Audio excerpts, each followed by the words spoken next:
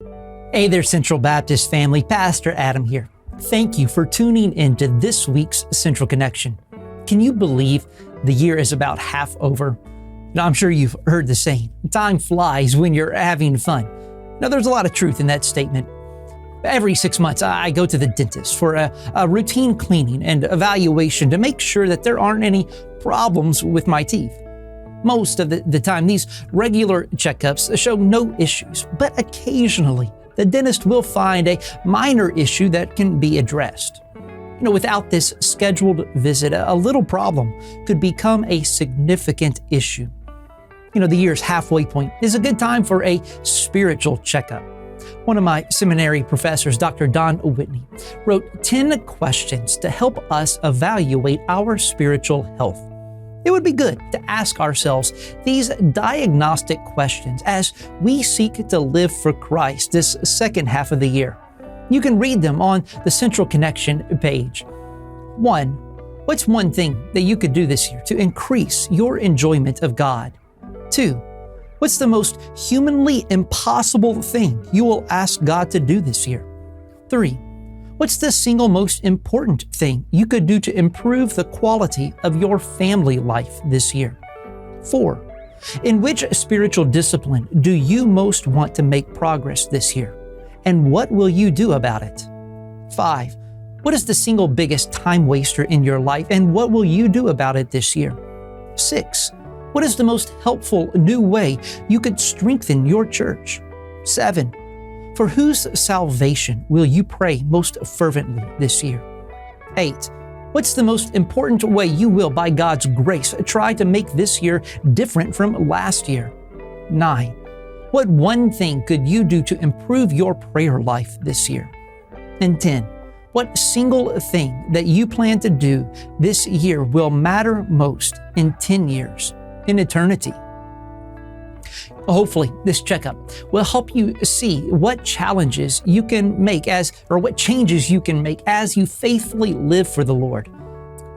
Well, I want to thank you, church family, for supporting me in going to India this fall on a mission trip with my father.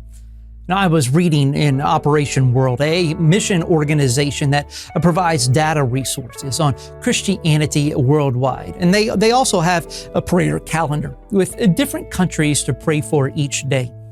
Providentially, today's country is India. Here is today's prayer request from Operation World. They say that India has more unreached individuals than any other nation. The South and the Northeast have a higher proportion of Christians than the more populated North and West. So they said, pray that the church worldwide might rise to the task. Here's some things to pray for. The North India Ganges Plains, or the states through which the Ganges, the great cities where the very rich live, close to the very poor. Millions, they come from rural areas to cities every year, and most end up in slums. Mumbai and Hyderabad have significant Christian populations, while Calcutta, Delhi, and Varanasi and Lucknow have little Christian witness. The middle classes, up to 350 million people. Half the cross-cultural missionaries worked among tribal groups, and many of the rest among the neediest sections of the population. Few today work among the urban middle class and the higher castes. This needs to change, but most workers feel unprepared for such challenges. So we will, in fact, be working in northern India where there are few Christians. Also, the pastor we will work with comes from more the middle class. His son is currently in medical school in Ukraine.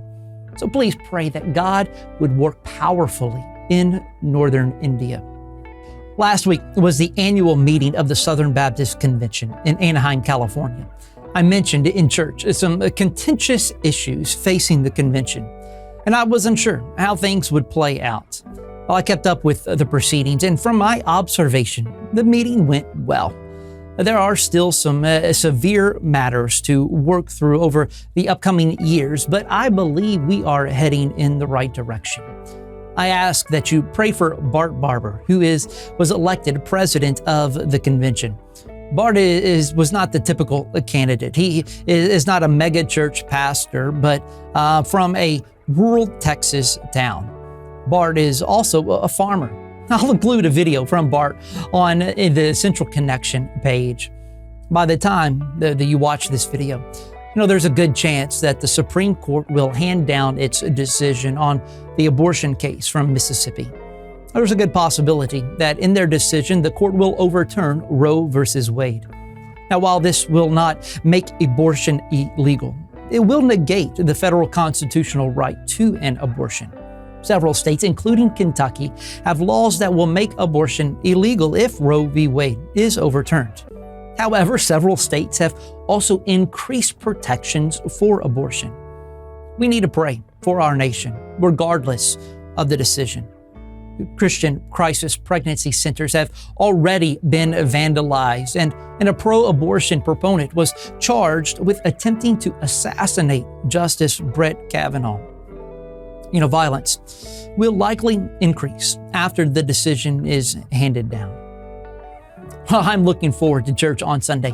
It is our weekly family reunion. We get to fellowship, study the Bible, and praise God. We have some excellent music for you, and I'm preaching on Jesus' death and burial from John chapter 19. Well, have a great weekend, and I hope to see you Sunday. Until then, God bless.